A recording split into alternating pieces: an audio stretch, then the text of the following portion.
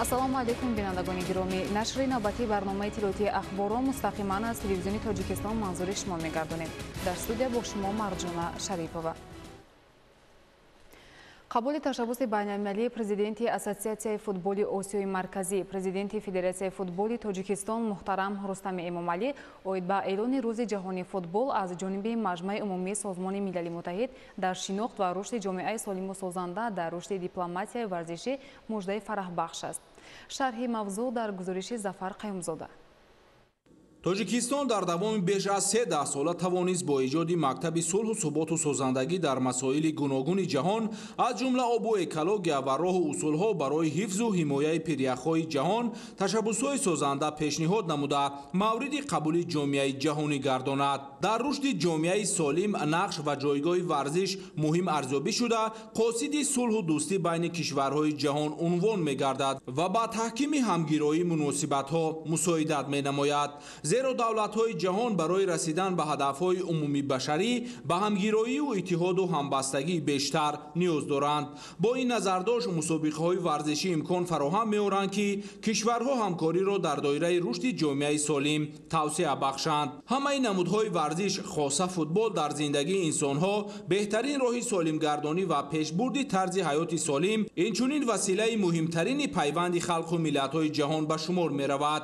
Футбол марзҳои миллӣ монеаҳои забонӣ ва тафовутҳои иҷтимоию иқтисодиро убур карда сокинони ҷаҳонро муттаҳид месозад ва бо забони универсалӣ сухан мегӯяд. Президенти Федератсияи футболи Тоҷикистон муҳтарам Рустами Эмомалӣ нақшу аҳамияти футболро дар сатҳи ҷаҳон муҳим шуморида пешниҳод намуданд ки тавассути қабули хатномаи махсуси Созмони Милали Муттаҳид 25 май рӯзи ҷаҳонии футбол қабул шавад. ҳамин тариқ ҷомеаи ҷаҳонӣ 7 май ташаббуси нахустини ҷаҳонии президенти Федератсияи футболи Тоҷикистон муҳтарам Рустами Эмомалиро оид ба эълони рӯзи байналмилалии футбол бо иттифоқи оро пазируфт.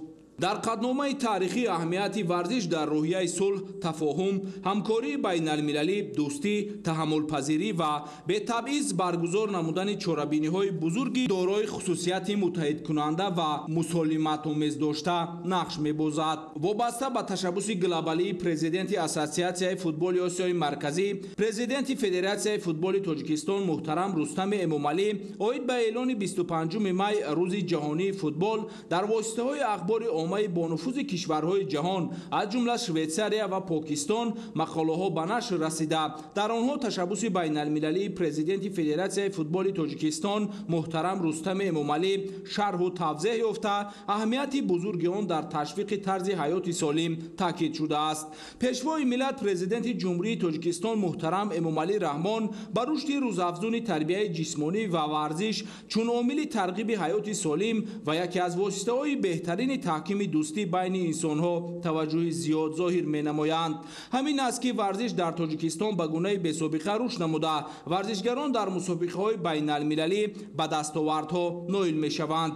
Тоҷикистони муқаддасро ба таври шоиста муаррифӣ мекунанд. ташаббуси глобалии президенти Ассотсиатсияи Федератсияи футболи Осиёи Марказӣ, президенти Федератсияи футболи Тоҷикистон муҳтарам Рустами Эмомалӣ оид ба эълони 25 май рӯзи ҷаҳонии футбол дар таҳкими сулҳ ва муносибатҳои байналмилалӣ нақши муҳим дошта чун воситаи баланд бардоштани обрӯи давлату миллат ва таҳкими робитаҳо байни кишварҳо хизмат мекунад. варзишгаронро аз минтақаҳои гуногуни олам ба ҳам меорад, ягонагиро таҳким мебахшад, ҳамзамон дар рушди дипломатияи варзишӣ мусоидат мекунад, дарҳоро барои ҳамкорию ба ҳамоии кишварҳо боз мекунад. қабул гардидани пешниҳоди Тоҷикистон чун рушди дипломатияи варзишӣ бори дигар далели он аст ки ҷомеаи ҷаҳонӣ нақши боризи Тоҷикистонро чун давлати пешбарандаи усулҳои тарзи ҳаёти солим ва вусъатдиҳандаи ҳамкории байналмилалии варзишӣ барои оммавӣ гардонидани он дар арсаи байналмилалӣ муҳим ва зарур мешуморад. Зафар Қаюмзода, Ҷовид Низомӣ, Ахбор. با استقبال جشن 35 سالگی استقلالیت دولتی جمهوری تاجیکستان، کارهای سازندگی در شهر و ناحیه‌های ولایت ختلان وسعت تازه کسب کرده، با مسئله سبز و خرمگردانی نیز توجه مخصوص ظاهر کرده می شود که در این زمینه محیط اطراف تازه و آزاده و زیبا و نظربا گردانیده می شود. گزارش خبرنگاران ما در این خصوص. در ناحیه وخش در برابر وسعت کارهای ساختمانی در انشاءات بنیادشونده با مناسبت جشن 35 سالگی استقلال دولتی، همچنین با استفاده از موسم مناسب با تشبث مقامات محلی، اقدام‌های سبز و خرمگردانی نیز در مرکز و دهات ناحیه ادامه دارد. طور مشاهده گردید شروع از درآمدگاه مرکزی ناحیه، شفت راهها، گلگشت و خیابان، نزد تشکیلات و مؤسسه ها و دیگر مکانهای جمعیتی، گلهای رنگارنگ آرایشی با رعایت طلبات پرورش و سبک و دیزاین جالب شنانیده شده است که زیبایی اطراف را تأمین می نماید. طور مسئولان ابراز می نمایند در بنیاد انشاءات گوناگون تعینات به مسئله گلشنانی و کبودیزارکنی اطراف توجه مخصوص ظاهر کرده شده، به این واسطه محیط سبز و خرم تأمین کرده می شود. در این تدبیر عملی سازندگی، هیئت استادان و دانشجویان مؤسسه تعلیمی غیر دولتی کالج طبی ناحیه، تربیت گیرندگان و کارمندان مؤسسه اینترنت کودکان یتیم و بی‌پرستار ناحیه وخش و دیگر جمعیت‌های مهنتی صحن مؤسسه‌های خود، شفت راه‌ها و دیگر جای‌های جمعیتی را از علف‌های بیگانه تازه کرده، حصه مناسب خود را در سرسبزی محل گذاشتند. طبق نقشه کارهای آبادانی بهر استقبال سزاوار جشن 35 سالگی استقلال دولتی در ناحیه وخش با تعمیر و از نوسازی و بنیاد راه و پل‌های ماشینگذر نیز توجه مخصوص ظاهر کرده شده، با جانبداری از سیاست سازنده حکومت مملکت در این سمت ساکنان و صاحبکاران محلی نیز سهم مناسب خود را می‌گذارند. امروزها بهر باز هم آباد و زیبا نمودن مرکز ناحیه شهرک وخش در برابر شنانیدن نهال و گل و بوته‌های آرایشی در شفت راه‌ها، همزمان جهت تأمین بخطری برای واسطه‌های نقلیات و پیاده‌گردان مطابق قاعده‌های راه و نقلیات کنار راه‌ها پنجره بندی گردیده ایستادند. با همین گونه روحیه سازنده و عزم قوی بنیادکاری، ساکنان ناحیه وخش نیت دارند که توسط تقویت بخشیدن اقدام‌های آبادانی در بهداشت شرایط ارزنده کار و روزگارشان مساعدت نمایند. طبق اطلاع مسئولین، بخشیده به جشن 35 سالگی استقلالیت دولتی جمهوری تاجیکستان در ناحیه وخش از نوسازی و بنیاد بیش از 240 انشاءات گوناگون تعینات به نقشه گرفته شده است که تا به امروز قسمت از آن مورد استفاده قرار داده شده. در دیگر انشاءات بنیاد شونده کارهای ساختمانی ادامه دارد. در اساس امر پرزیدنت جمهوری تاجیکستان پیشروی ملت محترم امامعلی رحمان دوام 5 سال است که آزمون جمهوریوی فروغ صبحدانای کتاب است ادامه دارد. در ناحیه مرغاب دوری ناحیوی آزمون جمهوریوی فروغ صبحدانای کتاب است برگزار گردیده. از 87 نفر داوطلب 33 نفر به دور ولایتی آزمون را خط پیدا نمودند. گزارشی تاج‌نسای فیض‌الله. با توجه روزافزونی اساسگذار صلح و وحدت ملی پیشوای ملت پرزیدنت جمهوری تاجیکستان محترم امامعلی رحمان به رشد علم و معارف دوام 6 سال اخیر در سراسر مملکت تحت سرپرستی پرزیدنت مملکت محترم امامعلی رحمان آزمون جمهوریوی فروغ صبحدانای کتاب است اعلان گردیده بهترین ها در آن اشتراک و مهارت بلند سخنوری و کتاب دوستی را نشان میدهند و دوام 6 سال اخیر بهترین ها در آزمون اشتراک و کشف میشوند. با امر پرزیدنت کشور محترم امامعلی رحمان همساله برگزار گردیدن آزمون جمهوریوی فروغ صبحدانای کتاب است دلیل این گفته ها عنوان کرده شد. انیس کنج تنهایی کتاب است، فروغ صبحدانای کتاب است. من شکر خدای و تخمینه خواننده صنف نوع مؤسسه تحصیلات میانه عمومی رقم 14 به نام سینی صاحب نظر در ناحیه مرغاب در آزمون جمهوریوی فروغ صبحدانای کتاب است از روی نامیناسیون دوم خواندن و از یاد کردن آثار ادیبان کلاسیکی تاجیک اشتراک نموده سزاوار جای اول گردیدم. منتداری صمیمی خویش را به اساسگذار صلح و وحدت ملی پیشوای معظم ملت پرزیدنت جمهوری تاجیکستان میرسانم که برای ما کودکان و نورسان چنین آزمون‌ها را تشکیل نموده‌اند. مقصد از برگزاری آزمون مذکور این بلند برداشتن ذوق کتابخوانی، پیدا کردن چهره‌های نوی سخنور و سخندان و سخنفهم، ارج گذاشتن به ارزش‌های ملی و فرهنگی و انکشاف دادن قابلیت ایجادی و ذهنی، مستحکم نمودن احساس خودشناسی، غنی گرداندن ذخیره لغوی، تقویت جهان معنوی و بلندگردانی دایره زباندانی میان قشرهای مختلف جامعه از جمله خوانندگان و دانشجویان همه زینه‌های تحصیلات و شهروندان کشور معنی داد کرده می‌شود. شود. آزمون فروغ صبح دانای کتاب است یکی از اقدام‌ها و تشبس‌های عاقلانه و خردمندانه پیشوای معظم ملت پرزیدنت جمهوری تاجیکستان محترم امامعلی رحمان میباشد. این آزمون به ملت تاجیک تکان جدی بخشیده، مهر و محبت ملت را به علم و دانش دو چند مراتب افزون نموده، شماره دوستداران کتاب را زیادتر نموده است. واقعا آزمون مذکور توانست که هزارها نفران را برای علم و دانش و کتابخوانی و کتاب دوستی هدایت نماید. من اسلمخان دانش، خواننده صنف نوع مؤسسه تحصیلات میانه عمومی رقم 14 به نام سنی صاحب نظر در آزمون جمهوری فروغ صف دانایی کتاب است. از روی نمینات چهارم خواندن و ایجاد کردن آثار ادیبان جهان اشتراک کرده و همسایگان خود توصیه می‌دهم که در چنین آزمون‌ها اشتراک کرده دانش خود را صیقل دهند. در آزمون مذکور همگی 87 داوطلب شرکت ورزیده، 33 نفر به دور ولایتی روخت گرفتند. آزمون مذکور که با مقصد بلند برداشتن ذوق کتابخوانی، تقویت نیروی ذهنی، دریافت چهره‌های نوی سخنور و سخندان، ارج گذاشتن به ارزش‌های ملی و فرهنگی، انکشاف قابلیت ایجادی، تحکیم احساس خودآگاهی و خویشتن‌شناسی، تکمیل ذخیره لغوی، تقویت جهانی معنوی میان اهالی کشور از جمله خوانندگان مؤسسه‌های تحصیلات میانه عمومی، دانشجویان مؤسسه‌های تحصیلات ابتدایی، میانه و عالی کسبی و بعد مؤسسه‌های تحصیلات کسبی، کلانسالان و نمایندگان کسب کار گوناگون از جمله آموزگاران همه زینه‌های تحصیلات، کارمندان فرهنگ و صنعت و دیگر طبقه‌های اهالی کشور دایر می‌گردد. در ناحیه مرغاب نیز دوستداران و داوطلبان زیاد را گرد خود جمع نموده برای معرفی علم و فرهنگ بهترین ها به دور ولایتی روخت پیدا نمودند. غالبان آزمون مذکور با افتخارنامه و مکافات پولی قدردانی کرده شدند. تاج‌نسای فیض‌الله بیگ، مبارک شاه رستم، ناحیه مرغاب، اخبار. در کارپراتیو استحصالی به نام امامعلی رحمان ناحیه 5 در 14 گکتار کارتوشکا کشت نمودند که حالا حاصل برای جمع‌آوری آماده می‌باشد.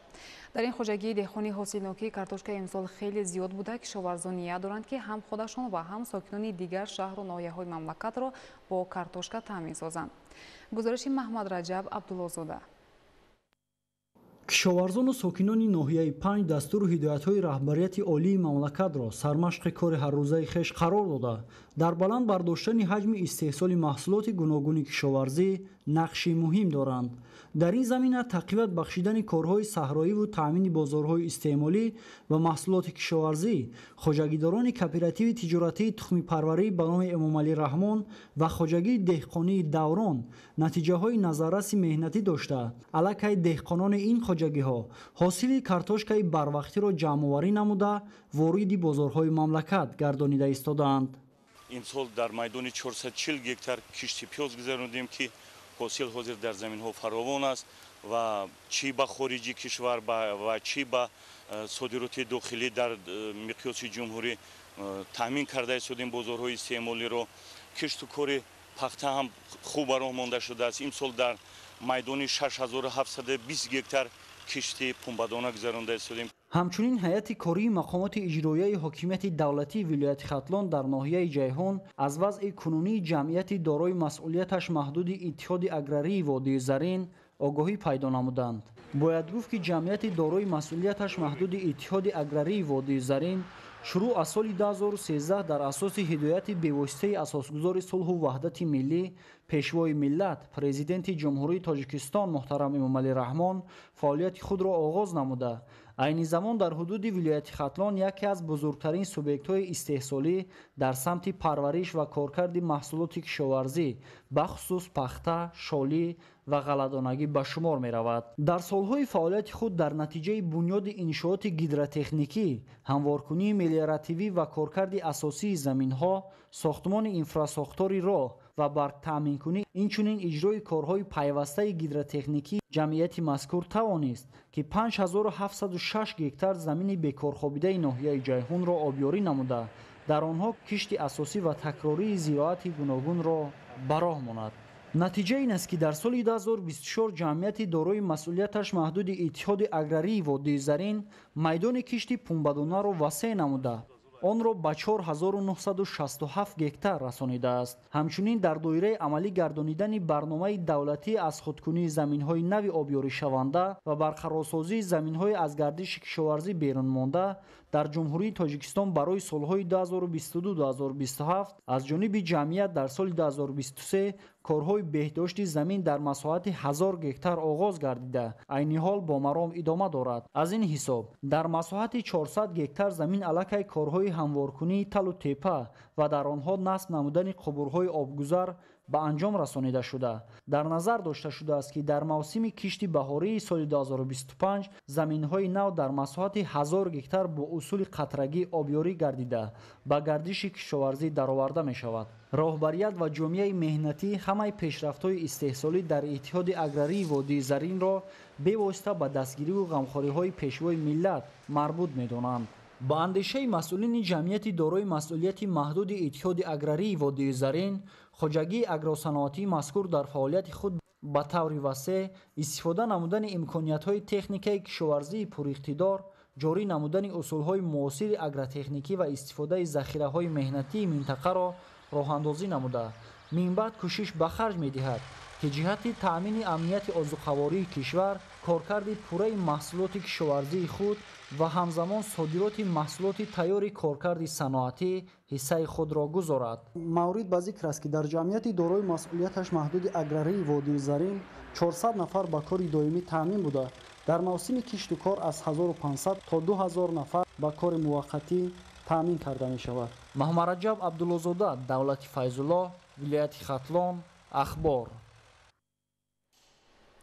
имрӯзҳо дар баъзе аз минтақаҳои вилояти суғд, хусусан ноҳияҳои Ашт ва Бобоҷон Ғафуров давраи ҷамъоварии мева, хусусан гелос ва зардолӯи пешпазак оғоз гардида, дар баробари таъмини бозори дохилӣ ҳаҷми зиёди ҳосили боғот ба хориҷи мамлакат содирот карда мешавад. Танҳо дар давоми ду рӯзи охир аз ноҳияи Ашт бештар аз 200 тонна зардолӯи пешпазак ба хориҷи мамлакат содирот карда шуд. Абдуваҳоби Абдусаттор гузориш медиҳад. имсол ҳосили фаровони мева, хусусан зардолу, боғдорони вилояти суғдро рӯҳбаланд намудааст, зеро онҳо аз ҳисоби таъмини бозори дохилӣ ва афзоиши ҳаҷми содирот даромади хуби иқтисодӣ ба даст меоранд. дар ноҳияи Ашт, ки аз лиҳози майдони боғот яке аз калонтарин ноҳияҳои мамлакат ба ҳисоб меравад, ҷамъоварӣ ва содироти зардолӯи пешпазак оғоз гардид ва 1 кило зардолу вобаста ба шаклу ҳаҷм аз 5 то 8 сомонӣ арзиш дорад. то имрӯз ба хориҷи мамлакат аз ҷумла ба Федератсияи Русия ва Ҷумҳурии Қазоқистон зиёда аз 200 тонна зардолӯи пешпазак дар шакли тар содирот карда шудааст. хоҷагидорон нақша доранд ки соли равон танҳо аз ҳисоби боғоти зардолӯи пешпазак, ки дар ҳамаи шаклҳои хоҷагидорӣ 570 гектарро ташкил медиҳад, зиёда аз 3000 тонна ҳосил ҷамъоварӣ ва ба хориҷи мамлакат содирот намоянд. дар ноҳия зиёда аз 20 000 гектар зардолузор мавҷуд буда, аз он зиёда аз 12 000 гектар ҳосилдиҳанда мебошад. дар ҳамаи бахшҳои хоҷагидорӣ навъҳои пешпазак имрӯз пухта расидааст. мақсад дорем ки ҳосили пухта истодаи зардолиро саривақт ва беталаф ҷамъоварӣ намуда, талаботи бозори дохила ва беруна пурра қонеъ гардонем. инчунин ба корхонаҳои шарбатбарорӣ пешниҳод намоем. имсол ҳам ҷиҳати тақвият бахшидан ба раванди содироти зардолу бо дастгирии ҳукумати мамлакат ва мақомоти иҷроияи ҳокимияти давлатии вилояти суғд дар ноҳияи Ашт инфраструктури маҳсулоттайёркунӣ фаъолияти назаррас дошта равзанаи ягонаи амалиёти содиротӣ, назорат ва ба расмиятдарории гумрукии маҳсулоти содиротшаванда ташкил карда шудааст. бархурдорӣ аз имтиёзҳо ташкили долонҳои сабз ва долони соддакардаи гумрукӣ соҳибкоронро ҷиҳати афзоиши интиқоли зардолу ба хориҷи мамлакат ҳавасманд намудааст ва анҷоми чунин тадбирҳо имкон медиҳад ки ҳосили боғоти зардолии ноҳия беталаф ҷамъоварӣ карда шавад. таъкид гардид ки ҳамарӯза барои содироти зардолу наздики 10 воситаи нақлиёти калонҳаҷм вориди ноҳия мешавад. дар ноҳия равзанаи ягона ташкил карда шудааст ки дар вақти қабули меваҳои содиротӣ дар ҳамин ҷо дар ноҳияи Ашт ҳуҷҷатгузорӣ мешавад ва албатта автомошинои боркаш ба сӯи давлатҳои ҳамсоя Россия, Қазоқистон ва берун аз он аз ҳамин ҷо рост баромада мераванд. дар роҳ ягон хел монеагӣ, ягон хел муаммоҳо пайдо намешавад, чунки ҳамаи воситаҳои истеҳсоли зардолие ки мешавад месупоранд, дар ҳамин ҷо санҷида шуда ҳуҷҷатҳо расмӣ гардонда мешавад. барои таъмини содироти меваи зардолу тамоми чораҳоро бинем, чунки имсол нисбати соли гузашта сифати зардолу хусусан ҳосилнокӣ хеле дуруст аст. мо умед дорем ки нисбати соли гузашта боз ҳам зиёдтар барои содироти меваи зардолу кӯшиш мекунем. борҳо ташкилоту озмоишгоҳҳои бонуфузи байналмилалӣ ба сифату тамъи зардолӯи ноҳияи ашт баҳои баланд доданд ва аз ин ҳисоб дар хориҷи мамлакат талабот ба он бештар аст. Ба таъкиди кишоварзон бо имкону иқлими мусоид ва хоку обе ки ноҳияи ашт ҷиҳати рушди соҳаи боғдорӣ рӯи даст дорад, метавон масоҳати боғҳои зардолӯро боз ҳам зиёд намуд. Бо ин роҳ на танҳо меваи тару хушкиён, балки маҳсулоти аз ин мева омодашударо ба хориҷи мамлакат содироташро зиёд кард ва аз ин ҳисоб ҳам шумораи ҷойҳои кории афзун ва ҳам сатҳи зиндагӣ боло бурда мешавад. Абдуваҳоби Абдусаттор, Дилшод Юсуфӣ, ноҳияи Ашт, Ахбор. давоми солҳои соҳибистиқлолӣ дар заминаи амалишавии тадбирҳои давлату ҳукумати мамлакат соҳаи тандурустӣ ба маротиб рушду намо карда дар баробари бунёду навсозии иншооти сершумори соҳа, воридоту насби таҷҳизоти муосири тиббӣ, омодасозии табибони касбӣ, шароити мусоид барои фаъолияти намояндагиҳои марказҳои тиббӣ солимгардонӣ хориҷӣ фароҳам оварда мешавад. гузориш дар ин хусус. ифтитиҳои намояндагии аҷибадем дар шаҳри Душанбе қадами дигаре дар роҳи таъмин ва ҳифзи солимии беморон. аҷибадем маркази байналмилалии тиббӣ солимгардонӣ ки фаъолияти бисёрсамтаро дар ҷодаи сайёҳӣ, табобатӣ ва солимгардонии беморон дар кишварҳои зиёди ҷаҳон пеш мебарад, дар шаҳри Душанбе бо ифтитиҳои намояндагӣ фаъолияти худро оғоз намуд. ҳар як шаҳрванди Тоҷикистон барои табобати босамар ва бароҳати худ метавонад ба намояндагии аҷибадем муроҷиат намояд ва аз хизматрасони он истифода намояд. бо пешниҳодҳои эпикрисҳои худ, рапортҳои касал метавонад хулосаи табибони туркиро оид ба бемории худ гирад. намояндагии маркази байналмилалии тиббӣ солимгардонии аҷибадем хизматрасонии баландсифати сайёҳӣ, табобатӣ ва солимгардониро ба сокинони Тоҷикистон дар шаҳри Душанбе пешниҳод менамояд. дар дармонгоҳу марказҳои он ташхис, трансплантология ва табобати бемориҳои саратон гузаронида шуда, ҳамасола аз ҷониби табибони он ба 5 миллион бемор хизматрасонии тиббӣ расонида мешавад. маркази байналмилалии тиббӣ солимгардонии аҷибадем ташхис ва табобатро аз рӯи стандартҳои хизматрасонии тиббии дараҷаи А ба роҳ монда, сатҳу сифати фаъолияти он бо рамзи тиллоии Институти сифат дар соҳаи тандурустии байналмилалӣ тасдиқ шудааст. кормандони намояндагии аҷибадем дар тарҷумаи ҳуҷҷатҳои тиббӣ ташкили конфронсҳои онлайнӣ бо табибон ройгон хизмат мерасонанд. бинандагони гиромӣ, нашри навбатӣ барномаи иттилоотии ахбор хотима меёбад. саломат бошед.